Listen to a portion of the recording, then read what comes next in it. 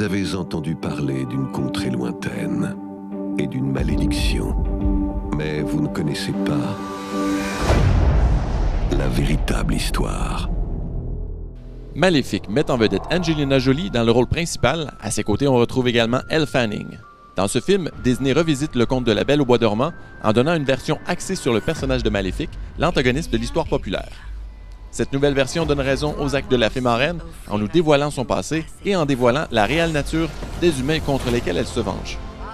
C'est le premier long métrage du réalisateur Robert Stromberg, ayant auparavant travaillé sur les effets spéciaux de plusieurs films comme The Hunger Games et Pirates des Caraïbes jusqu'au bout du monde. On reconnaît son style dans l'univers qu'il a créé et dans l'ampleur des effets visuels utilisés. Les prises de vue à vol d'oiseau sont très bien réussies et rajoutent énormément au 3D, rappelant un peu les sensations que nous avait procuré le film Avatar. La combinaison d'acteurs de talent, de la cinématographie magnifique et d'une histoire originale font de ce film une sortie au cinéma très réussie.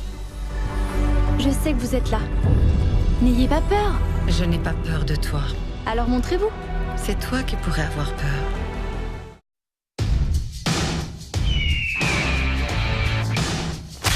Oh ouais, regarde, c'est la glace! Pourquoi le bloc est si gros? Comme ça, ils font pas. C'est vraiment intéressant leur façon de faire. C'est une compagnie à Boston qui s'est écrabouillée à une de ses vitesses! Cette semaine, je vous parle du film « 1001 façons de mourir dans l'Ouest ». Ce film est réalisé par Seth MacFarlane, connu principalement pour ses téléséries loufoques, soit Les Griffins et American Dad. Il a réussi également à se faire connaître grâce à son premier long-métrage, le film Ted, qui mettait en scène un ourson en peluche qui prenait miraculeusement vie aux côtés de l'acteur Mark Wahlberg. D'ailleurs, une suite pour ce film est en préparation et il devrait prendre l'affiche sur nos écrans en 2015.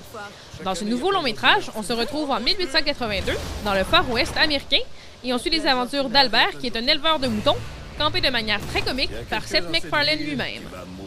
Il y a plusieurs clins d'œil dans ce film, notamment un au film Back to the Future avec la courte apparition de l'acteur Christopher Lloyd.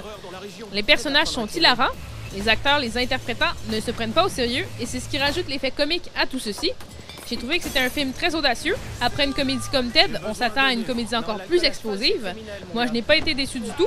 Le film m'a plu et m'a beaucoup fait rire. Merci beaucoup et bon cinéma. Décharger mon engin en plein dessus. Ta gueule!